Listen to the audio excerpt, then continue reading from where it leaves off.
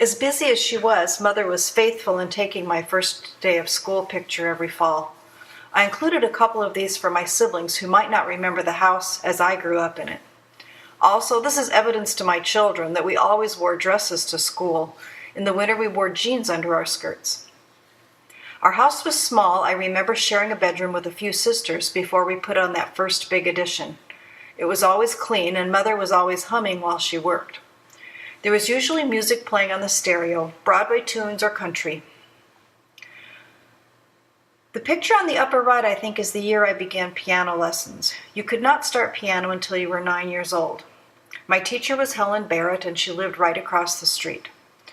I spent as much time as possible on the back of a horse, and we always had at least one dog around. The black one in the picture had puppies in the crawl space.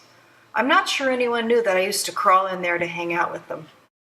Our parents have always been generous and willing to help people who are down on their luck.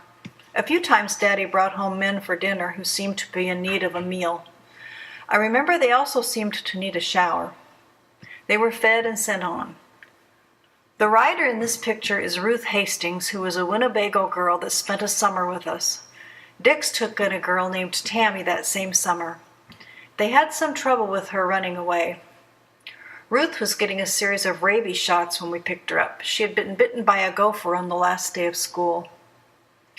It's hard to know whether bringing a child out of such a culture for a brief stay will have a positive impact, but one should try and hope for the best. I got along with Ruth. She got in trouble once for stealing some stuff and felt pretty bad about it. If I'm not mistaken, Ruth was killed in a bar fight some years back. One thing Daddy and I always agree on is that he's pretty funny. I always appreciated his Roses Are Red poems. In fact, most of my kids wrote these poems back to them for this 60th anniversary. Daddy also liked giving us a bad time about our dogs. We saved this Valentine that he wrote for us one year.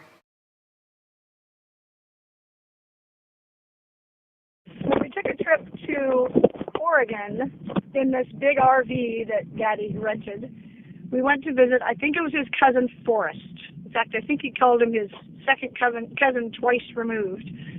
We went to visit Forrest, and we did some salmon fishing. And when we got back with salmon, they were cleaning them, and they would cut the heads off and then clean the body. And remember, we were chasing each other around with the fish heads. We were being extremely wild.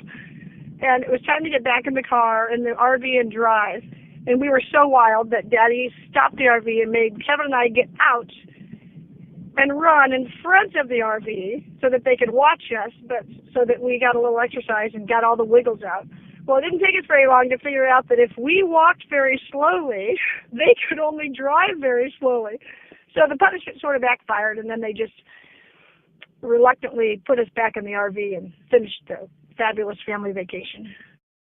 I remember one time when Kevin and I were in Kearney with Mother and Daddy, and we were driving back on a Sunday morning, and we stopped in, I think it was in Central City, to go to church.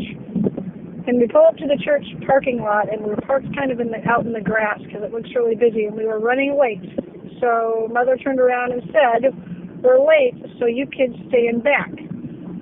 And we assumed she meant stay in the back of the car. What she meant was stay in the back of church. So Kevin and I stayed in the back of the car, took our shoes off, did that toe show thing that we always do, had actually a pretty good time. And then they came out from church and asked where we were because they didn't ever see us in church. And I said we didn't go to church. We stayed in the back of the car. She was angry, but actually I think we were just being obedient. I wish my kids were that obedient.